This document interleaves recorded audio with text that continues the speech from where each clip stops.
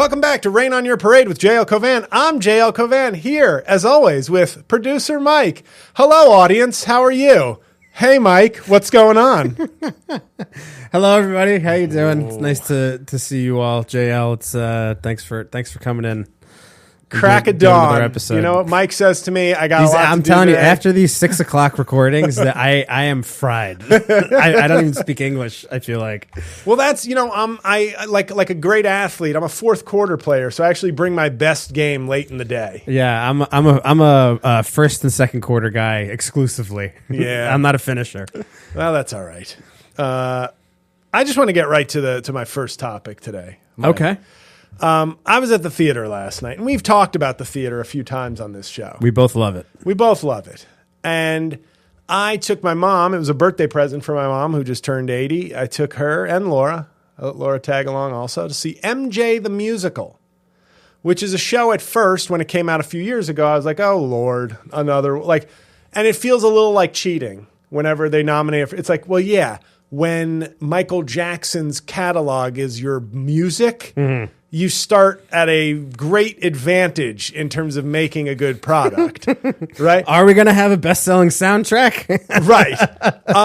Let's see. It's like, okay, so this is the greatest album of all time, so let's start from there, and you could make a mediocre product, and it would still be like, well, like Bohemian Rhapsody is the movie version of the negative, where it's like, this is not a good movie, but every time I'm like, this is not another one bites the dust. Hell yeah.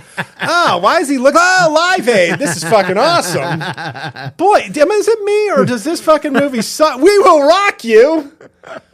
And that movie stunk. Oh, it's awful. And I can't It's believe so bad, he dude. won Best Actor for that. I don't know. I can't remember who he was up against. I didn't think that he was bad. Hello, darlings. How are you? Oh. I thought he did as well as he could have done in a really bad movie. The movie is just unsavably bad, and it was the nominated for like bad. 10 Oscars. Yeah, it's awful, dude. And it's apparently. Do you know the story about Live Aid? How it's not. They make it out in the movie to sound like he has AIDS already. The whole fucking thing was clearly he doesn't have AIDS for like 2 more years. Right, and I love how they're like, it's okay, you've got AIDS here. Yeah. And I was like, yeah, and I'm not, this is me giving, saying, just like we too often judge people by like modern standards, that I'm giving them credit and saying, no way. Yeah. And saying that's okay when it was new. I'm not saying discrimination is okay, but justifiable fear about a new deadly disease is okay. Yeah. But yeah, they did that. And I love how Sacha Baron Cohen quit the project because he basically wanted to be like, I want to fuck on camera. If I can't fuck, I'm not doing it. It's not authentic. I want cum on my face or else I'm not. I mean, I'm paraphrasing. I don't think he said that. But the point is, that movie stunk. But that's what that movie did. It was like, you'd be amazed how good a movie can feel if the soundtrack is A+. Yeah. And integrated into the story. So it's not just like Suicide Squad is an example of a movie that sucks, that has a good soundtrack, but it has nothing to do with the plot. It's just like, boy, does this movie say, hey, that's a good song. Yeah. But this, at least, it's like those 40 minutes of singing are part of the movie. Mm-hmm. So when MJ the Musical came out, I was like, I don't know. I'm not in a hurry to see this. Yeah. But then it was written by this woman. The book was done by this woman, Lynn Nottage, if I'm pronouncing it right. But I had seen, she's like a 2-time Pulitzer Prize winner for drama. Mm-hmm. And so I was like, oh, that's a heavy hitter. I remember I saw a play of hers, I think it was called Ruined. I took a date to that. It was about like female circumcision in Africa. Oh, Jesus Christ. Yeah. And I was like, comedy? Well, it's sort of. I mean, when I write it in my memoir, it will be. Imagine trying to go home and fuck after seeing that. I tell you. But MJ the Musical ended up getting a lot of Tony nominations. Now that in and of itself is also not a guarantee of something being like great or really good. Mm-hmm. But my mom said to me a few months ago, she was like, have you guys, because she knows me and Laura go to the theater, have you guys seen that MJ the Musical? Now, my mom is the type of person, when she asks a question, that's as close as you're getting to interest. She's not going to tip her hand and be like, boy, I'd like to see that. Yeah. It's just more like, you guys seen that MJ? Yeah. Interesting. And I was like, okay, she wants to see it. Yeah. So we got 3 tickets to see it. We went last night. We didn't even get the new replacement for the guy who won the Tony, because the guy who won the Tony, he's the youngest Tony winner ever for lead actor in a musical. For playing Michael Jackson. Yeah. Okay. He's gone, obviously. You win the Tony for that, your agent immediately starts fielding $1 million offers from other places. Right. But we didn't get the new guy, whoever the new guy is. We got the understudy for the new guy. But he's pretty good. But watching this show, first off, I need to give it credit. It's fucking awesome. Yeah. It's awesome. Like, there are a couple of numbers in particular. The first act ends with "They Don't Really Care About Us," which is a song of his off of History. Very underrated Michael Jackson album, because it was like greatest hits. But that album, there was an entire new album with that double CD. It's really good. And that is the showstopper for me, the first act ender. I mean, in literally everything, the choreography, the song, the singing, the stage direction, the stage design, A+. And then Thriller in the second act is great because they play it off almost like, like it's his father haunting him. Yeah, really good. Really good. So it's a show, it's about Michael Jackson. Yes. So it's like the story of his life. Minus a few things. That's what I was going to ask about. So Thriller is his father haunting him, but there's nothing about him haunting 12-year-old men, boys. Well, he'd love that if they were 12-year-old men, if the law considered them men. My bad. Wow, lead counsel for the Jackson estate, Mike Coscarelli. This elderly 9-year-old, sir, as you can see. This baby moves just like an old man. They both wear diapers. How was I supposed to know? But it was great. Great. And now, here's the thing. I've seen a few of these musicals. Jersey Boys, loved it. Yeah, I like Jersey Boys too. I think my favorite of this brand of musical that Jersey Boys kind of started, where it's a brilliant play. Integrate the music that's already a hit into the story. So it's a great shorthand for guaranteeing at least a workable, if not really good musical. Ain't Too Proud, the Temptations one, amazing. I love that. It was almost like you take put the race right into it. Jersey Boys is Larry Bird. Great music, a little more composed, not as flashy. Ain't Too Proud was Magic Johnson. They were companions, but I liked watching Magic a little bit more. Sure, okay. And it was so good. Yeah. It was so good. And then it closed during the pandemic. Like, the pandemic is actually what killed that one, which is sad because it was, I think, doing pretty well. So we go see MJ. Great. But when you're seeing this music, there's going to be a lot of nostalgia. There's going to be a lot of enthusiasm. There's going to be a lot of black people. And there is a certain amount where you're like, yeah, this is not meant to be a sit in your seat and the bard has written a brilliant piece. Right. There's going to be an enthusiasm disproportional to the typical musical, of course. Yeah, you're literally listening to... That's expected. Right. You're listening to the soundtrack of your youth or your teens or just classics. It's yes. Like Rock of Ages, no different, like much worse show. Yes. But Rock of Ages... Much worse music, too. I think there might have been a Foreigner song or two in there. Oh, no. I hope not. But Rock of Ages, Tom Cruise, great performance in the movie aside, as like the one thing that stands out from Rock of Ages is Tom Cruise actually still brought everything he had to that movie. But that was the white version of it. Now, Michael Jackson is universal, of course, but I'm just saying, Rock of Ages was 95% white. And it was like, yay, Journey, don't stop believing. Okay, but it was like, within that realm is what I was looking for. The worst behaved audience I've ever seen at a musical. And all due respect to Roger Bart, who a few episodes ago shot a look of death at a woman asking him a question. He might have gone full Neo in the Matrix on this audience. Like, he might have just pulled out of his trench coat and be like, it was an abomination. When I say that the ushers had to tell double-digit times people to stop filming, when I tell you that an usher had to check a trio of white women. So it wasn't all black people misbehaving.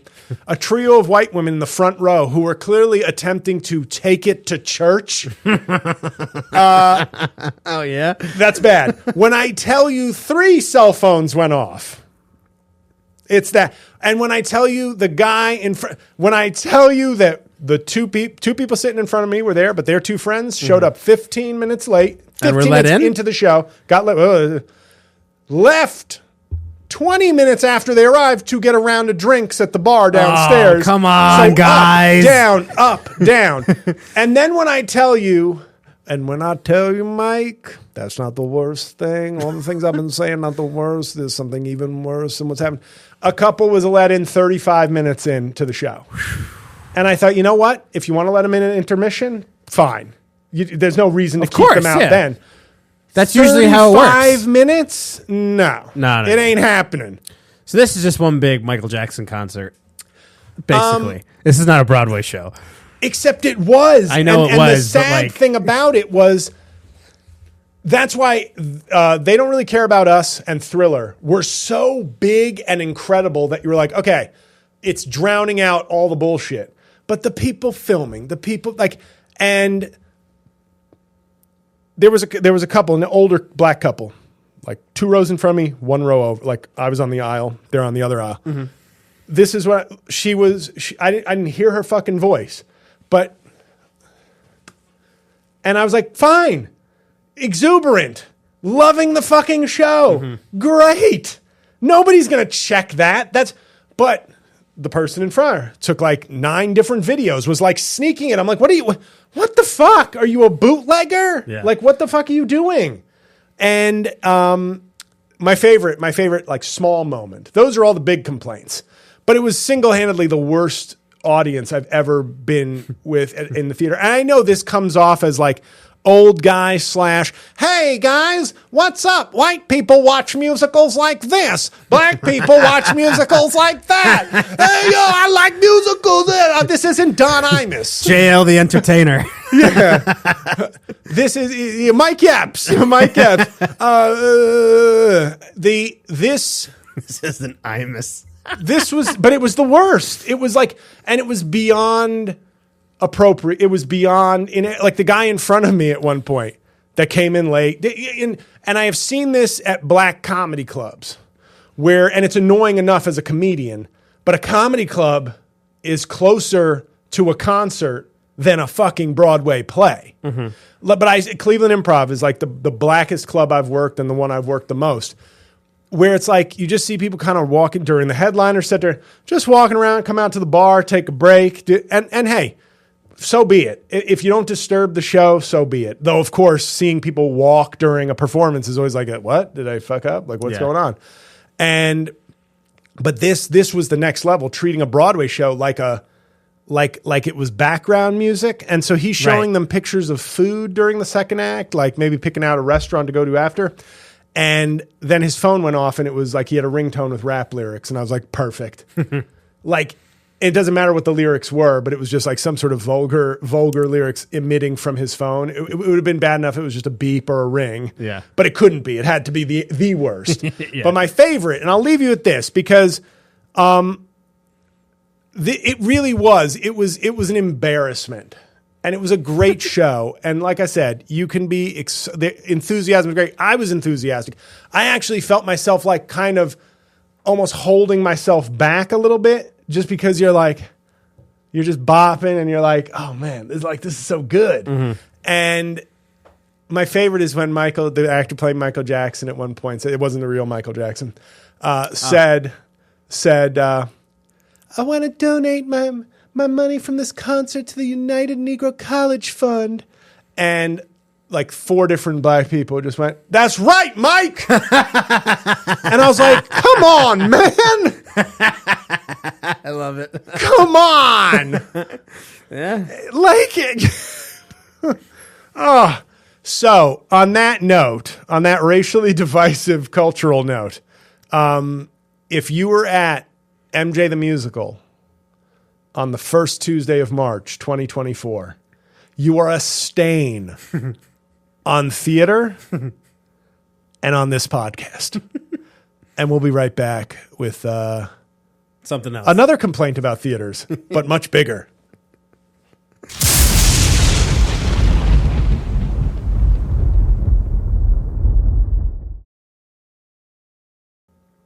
And we're back, Mike. My break was good, and that's all I care about this episode. Okay? I'm not going to give you the power anymore. It's fine by me, man. I like I said, my brain's fried. Okay, good. Wait till we do the second one. Well, all right. Yeah, well, new shirt, new show, new shirt. You watch out. That made me think, I was thinking of the topic for today, and obviously my experience at MJ the Musical was interesting and made me think of the last time I was in any theater, and that was this past weekend to see Dune 2. And boy, did the theater audience fucking suck. Why? What was so? First off, how was the movie? I liked it. Yeah, I liked didn't see it. either of them, but I keep hearing they're I pretty didn't good. realize Dune 2 was going to be like a middle. Like, in other words, they wanted to see how it did before they gave Denis Villeneuve like another $300 million to make a movie. But I loved Dune 1. I saw it at home, though. It did come out in theaters, but I was like, well, it's on, when HBO Max had that deal where they were I was like, well, I got a big TV. I'll watch it here. I don't need to like go into the theater right now and risk COVID. I loved Dune 1, and I rewatched it like a week or two ago and loved it again. Like, I was just like, this is really good. Dune 2 is very impressive, but I didn't realize it was like shaping up to be a middle. So I was like waiting for resolution. I'm like, I think there's only like 15 minutes left in this thing. And it's like, I guess there's going to be a third part, and it's been a huge hit. It's like there's like 12 books or something. But I think this is meant to be a 3-part movie. Got it. Okay. I liked it. I wanted to see it on the big screen because we didn't see the first one on the big screen. So I was like, well, if it's good, it'll be even better on the big screen. The problem with the big screen, everybody, is it comes with lots of seats for human filth Okay. and shit to occupy those seats. And there is something going on. It's been going on. There's something happening here. Okay. And what it is exactly clear. Take that, Harry Nilsson. Is he the one who sang that? No, he is. Sing, give me the lyrics again. There's something happening. No, here. that's Buffalo Springfield. Buffalo Springfield. Yeah. I'm confusing my soundtrack of Forrest Gump. I'm actually in my mind referring to the Forrest Gump soundtrack. Yeah. You must be thinking of the puppy song. Well, if you're going to San Francisco, wear flowers in your hair. Right. Volunteers of America. Anyway, against the wind, folks. Against the wind. I don't get this. It's the Forrest Gump soundtrack. Zemeckis is such a hack. Good God. But I do. Here's the thing. Forrest Gump is still good. Are you one of these people who thinks it's like dog shit? No, I don't think it's dog shit. I do think it's a fun movie to watch. Yeah. But I do think that it's like what Zemeckis does now. Like, you were talking about Flight a couple weeks ago. Were we? You mentioned that you had rewatched Flight. I did not. That was one of your other podcasters. Well, there's like, and that's another Zemeckis movie where Yeah. he just like he loves the needle drops that are exactly what's happening in the movie. So it's like Against the Wind is him running, isn't it? Yeah. Yeah, running against the wind. He like uses it like as literally as possible. He takes away the metaphor of like your life is fading. Yes, it's just like, oh my God, dude. Like why did you have to be so on the nose with this song? But anyway, no, I don't hate Forrest Gump at all. It's a fun Because I feel like watch, Shawshank, great movie. Pulp Fiction, probably the most one of the most influential movies of our lives. Yeah. But Forrest Gump was good. Like, I think people their arguments for Pulp Fiction or Shawshank love to be like, Forrest Gump sucks. Like, no, it doesn't. Like, I think it's because Forrest Gump is like a movie greatest hits kind of thing. Yeah. But that's the type of movies that they were making towards the end of the 80s. Yeah. It was like stuff that they weren't making as many things that's like an early 80s thing. Yeah. Like Cruisin' or movies like that, like dark, bleak sort of things. Post Back to the Future, people were just like, Back to the Future is Zemeckis. You gotta give Zemeckis his credit. Right. Back to the Future that's is true. Zemeckis. Yep. That fucking movie's awesome. Yeah. Back to the Future really is awesome. Yeah. It's great. Anyway. Sorry. No, that's fine. Sidetracked you. The So I don't know where we got when we got off to Zemeckis. Oh, I made a pun. Yeah. That's good punishment. You punished me for making a pun, and it was wrong. Right. Harry Nilsson, no, wrong. Buffalo Springfield. There you go. But going to the theater now, so I'm at the theater. Usually I buy tickets in like the middle, like the handicap row, basically. Like, as I like to say, I'm so tall, I'm disabled. And it's because I'm like handicapped seats, handicapped toilets, all work for me perfectly. Yeah. I'm the equivalent of a wheelchair. Yeah. So I like to sit in the handicap row because you get all the full room. I don't take the handicap seats, the accompanying seats that are supposed to be there for, somebody with a wheelchair has a friend. They get that seat. Of course. But I like those seats when I can get them, and I forgot to buy them. We got to the theater, and I was like, oh, shit, I don't have, I didn't hit, buy yesterday. I was convinced I had these seats. But there were 2 seats perfectly placed in the back row of the theater, like stadium seating. So great. But then I said, shit, now I'm going to see every fucking phone in this theater light up. Usually it's just maybe a couple. At one point, there were 9 different phones on during this movie. Speaking of people getting up and milling about and leaving a theater, kids, it was like watching all the problems for people under the age of 30 in one room. Talking, cell phone, multiple times, groups of friends just leaving the theater and coming back in 10 minutes, 15 minutes later.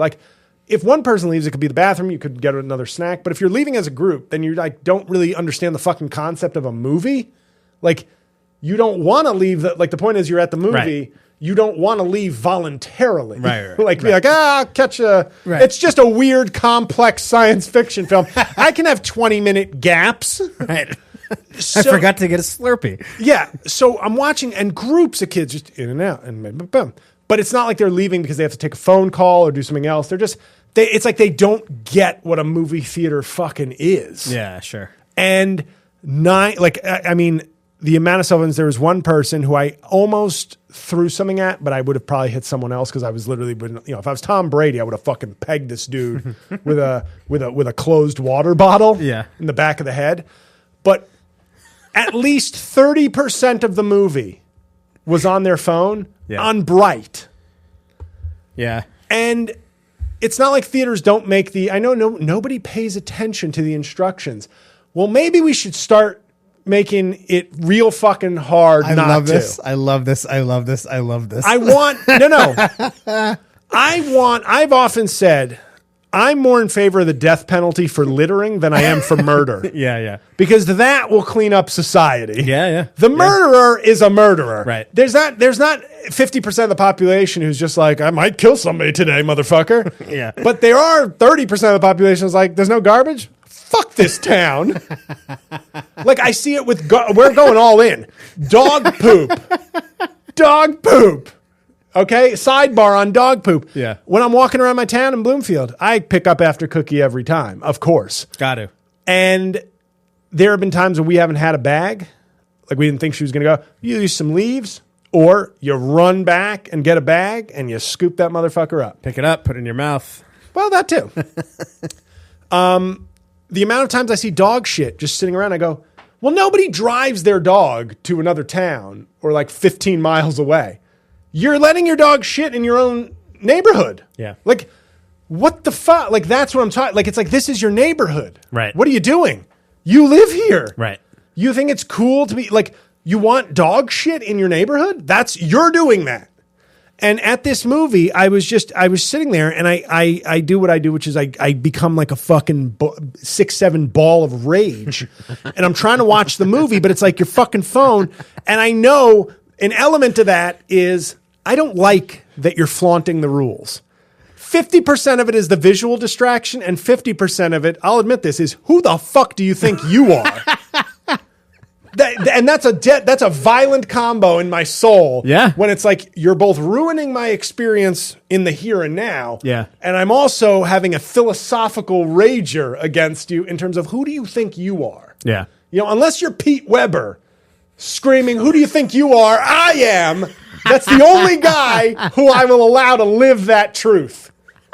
Who do you think you are? I am Pete Weber, the best. the best. Yeah. Like, Pete Weber deserves his own place in kind of a sports entertainment hall of fame because he is the one and only bowler I can name. Yep. That's very true. And if he was in law school, I would watch. Law school was way before he did the Who Do You Think You Are? I Am. Yeah. Like, in law school was like 7-8 years before that. Me and my buddy would catch him sometimes and just have a laugh and watch him. Yeah. He had the shades on. He was doing DX. Yeah. And I was like, yeah. he looked like this like 50-year-old guy doing like wrestling moves. He He's was this little angry guy bowling. Pure bowling entertainer. Right, Loved like, it. Like the Big Lebowski, everybody who loves Jesus in the Big Lebowski. Yeah. This guy is like on par with that in terms of like ridiculous bowling entertainment. Yeah. So I'd let him. If he was in the theater texting, I'd say, I know who you think you are. You're Pete Weber. Carry on. Everyone else, not okay. Yeah. But I've been noted, like, when I go to a movie, and I talked a little bit about this on my Patreon. By the way, guys, if you want to see me live show, you want to support the show, you want to get hand signals from Mike, join my Patreon. Go to my website, jlcomedy.com. A lot of good stuff there for you. But the dead air. Yes. I'm having a brain fart. Is it because I flashed you the 5 minutes? It was. I was Are like, you kidding? I think you can't you read the room and see when I'm on a fucking heater? You plugged in your Patreon. I was throwing a no-hitter. I plugged the Patreon after you gave me the hand signal. I was throwing a no-hitter and you said, hey, dude, you know you're throwing a no-hitter right now. But no. Movies used to be like a complete sanctuary for me. Yeah. And I think that stems from my youth. My mom would drive me and her to the movies when I was like 9. She got her license when she was like 44 and would drive us to the movie theaters. And it was the coolest thing. It would be like, hey, can we see this movie? And then she'd be like, you want to see another one? We'd have lunch, like the whole day. Yeah. It was so fun. We used to do that too. Yeah. It was so fun. My mom used to help. My mom used to sneak us in to the second movie. She would I remember we went to see something and then X-Men was playing. We're obviously not related. But my mom would be like, just pop in. We're already in. Just pop in. Go pop in. We'll hang out for the next 45 minutes. You know what my mom would do? What? To set a good example for me, we'd walk back out to the ticket taker as I do Dane Cook gestures. Yeah. We would walk to the ticket taker and say, here, take my money. Take my money. And we go to another movie. I remember it happened. We wanted to see Bad Boys. I wanted to see Bad Boys. It's like my mom was really into Will Smith and Martin Lawrence. Yeah. I wanted to see Bad Boys, and it was sold out. That show was sold out. So I was like, let's try Tommy Boy. Loved it. Yeah. Left. There was like 2 hours till the next Bad Boys. So it was like, do you want to go see the next one? So she bought tickets. We went and got like a long lunch, came back, watched Bad Boys. And when I say to you the cell phone is fucking things up. Oh, yeah. You could, and I'm making it racial again. I could be in a theater like of Bad Boys, take every stereotype you want. Like it's me, my mom, and like 80% of the theater is like young black men. Not as chaotic and weird as going to the movies is now, wherever you go. White Suburbans, the only movies that are safe from the terror of cell phones for me, my local theater, when I see like some indie movie and it's all 65-year-olds, my demo. Yeah. When it's all old folks, maybe you get an errant like beep, beep, beep, beep, but then they're like, oh shit. Yeah. It's an accident and it's not rude. They're not like, hello? Yeah. Hello? Right. And also, trust me, if they acted like teenagers, it would be even more annoying. Right. But they don't. But that version of an interruption in a movie theater is also way less jarring than in a Broadway show. Well, if some phone goes off in a Broadway show, Roger it fucks Bart everything will fuck you up. Right.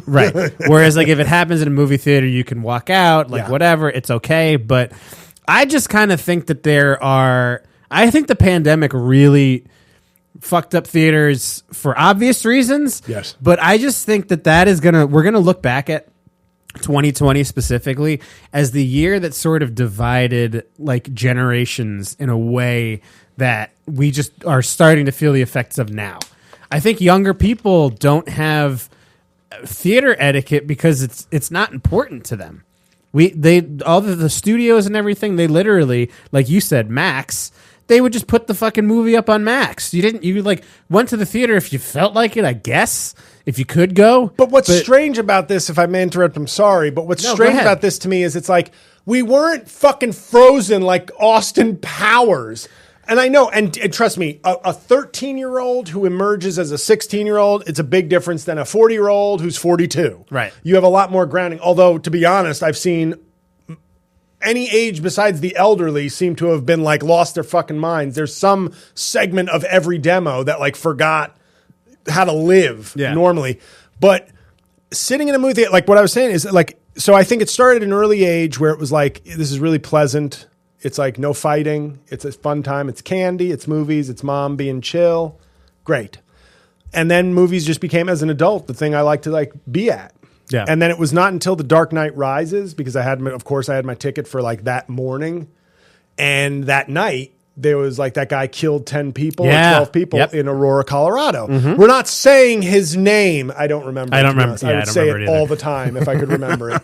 I just don't remember it. Yeah. But that was the first time I went into a movie theater, like not feeling like I was in a comfortable place. Yeah. And I remember a woman, I put my coat down in a seat that I wanted. This is you kids who don't listen to the show. This is before assigned seating. I put my coat down and then went to get snacks. And then a woman with her couple of kids, I won't say what race she is, but it was a Michael Jackson, the musical audience member. And she had moved my coat to like another row.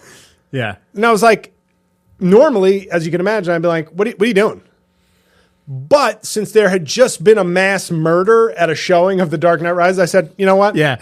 I'm already a little more uncomfortable than I am. I don't need to make other people uncomfortable, no matter how right I am. I'll one day I'll podcast and get that feeling of satisfaction. But for today, you're minding your P's and Q's. Right. Yeah. But movies have slowly, and I'd like to give Tom Cruise, Top Gun Maverick, some of the credit for this, because that was the first movie post-pandemic. Even though I'd seen a few other movies, that was the first movie where I felt like I was re-surrendering to the bigness, the joy, the freedom of like a big movie, and just being like, God damn it, Tom Cruise. And he comes in the beginning and he's like, thank you for coming to this movie. And I was like, yes. Like I was I was like, yeah, he's just saying like a fuck you to Nicole Kidman. Yeah, have your AMC generic thing. I'm thanking my people personally. Yeah, yeah.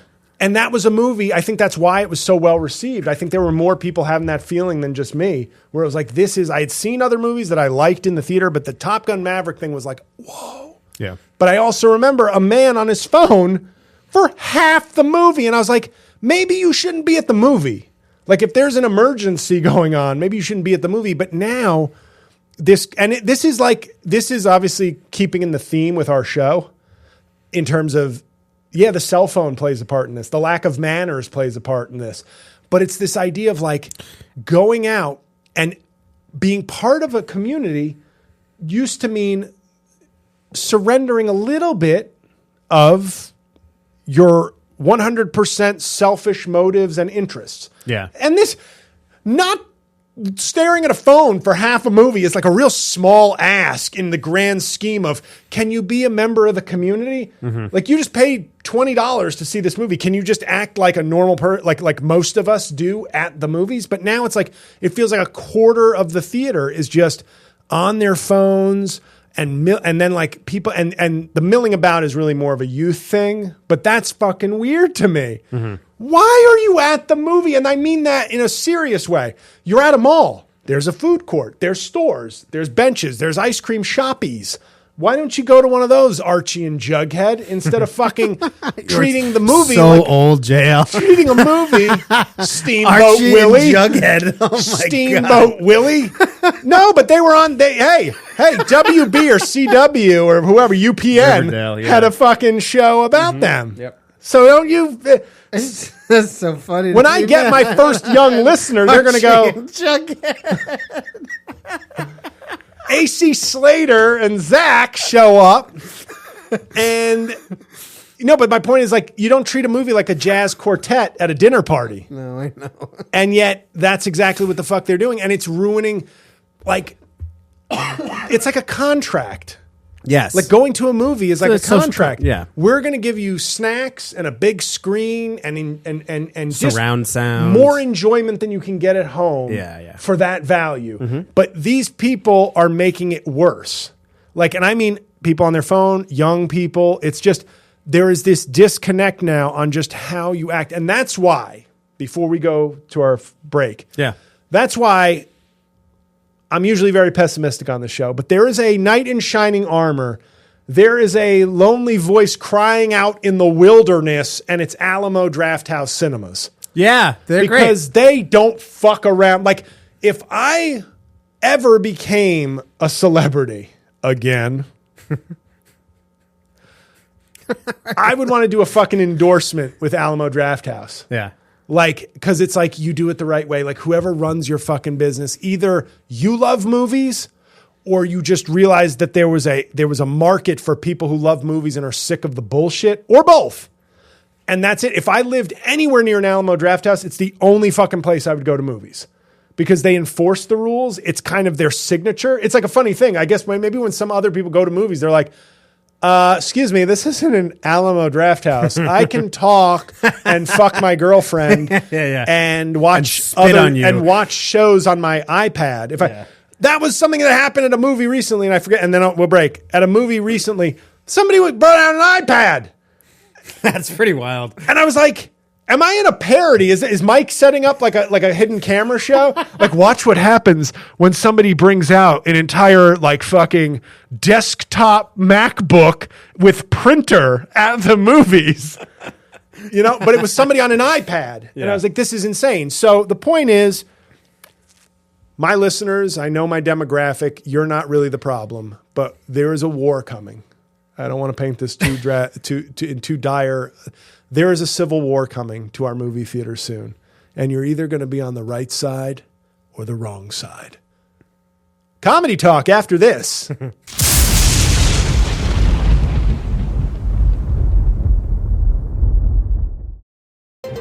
And now, from the Slickback Studios newsroom in Williamsburg, Brooklyn, here is Scott Pelley with a Rain on Your Parade special reports. This is Scott Pelley on assignment from 60 Minutes for Rain on Your Parade with JL's Punchdown of the Week. JL posted on Twitter, now known as X. Caitlin Clark passed Pete Maravich, which is a big deal. But no one ever mentions that I scored more points in college than LeBron and Kobe combined. And then a series of people began to mention other players who had gone from high school straight to the pros. Awful. JL? Scott, we always love having Scott Pelley in the building and on the show. JL, you're back. Yeah, no, you missed it's Scott. me. Did you see Scott on the way out? Yeah, no, he's a big fucking buff dude. Yeah. You know, I hope when I'm that old, I'm fucking still throwing good looking weight. older guy. Yeah. Yeah, I mean, that's the punchdown of the week. I didn't want to call out anybody individual because it was happening on various platforms. I thought that was more of a community error. Yeah. Where it was like, you were mad at everybody. Yeah. Yeah, right. Like LeBron and Kobe. That's a big... it's done more as these are two people around my age. Kobe was like 6 months older than me. LeBron is 4 years younger than me. They're the two most iconic high school to pro players, even though, yes, Kevin Garnett, Moses Malone, etc. did it. And the joke is tight. It's like, boom. If I just gave a laundry list of every high school player, brevity is the soul of wit. Sure. And it seems all these soulless, witless people want to do laundry list comedy. That's not how I operate. So thank you, Scott, for doing the hard work there. And a special review. Well, a review of a special. I don't know how special the review is. But Rory Scovel has an HBO Max or a Max special. Can I dead name HBO Max and just call it HBO? It's so hard for me to not do that.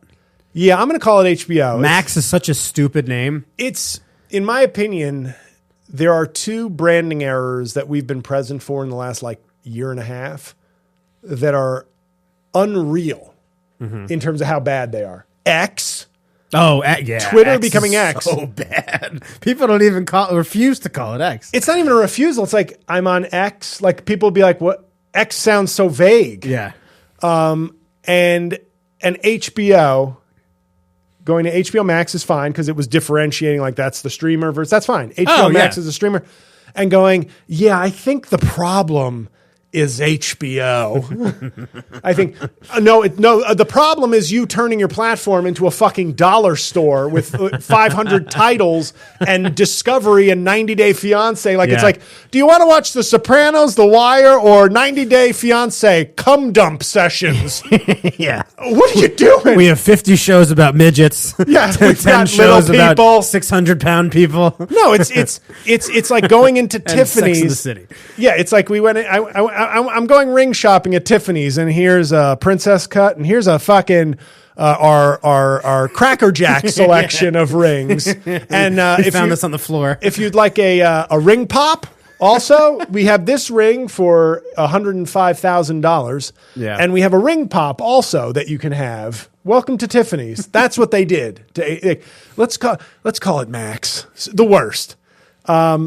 But he has a new special, and it's funny because Rory Scovel, I knew Rory Scovel very early, and I'll give you one brief story. He beat me in a competition at the Triad Theater where I filmed several of my albums, recorded several of my albums and specials, and I finished second, he finished first. And I remember who I still know, the person who organized the bringer, had said to me, yeah, no, I mean, we thought Rory had the best set, and you did a lot of impressions, and impressions, aren't really like stand-up comedy. And from that day on, I dedicated myself to stand-up comedy.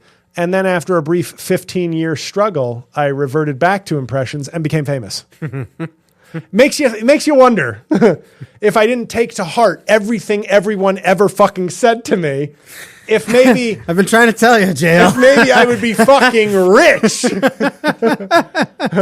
I'd be in my 10th season of SNL, probably titty fucking Sydney Sweeney still from the after party this past week. Fiance or no fiance, I'll curb stomp Glenn Powell. He's a jacked 5'8" guy. I can take him. But anyway, besides that, I thought that was very rich in terms of like, I decided, okay, I'm going to really work on my stand-up. And I got really good, but like it was still the impressions that got me the money.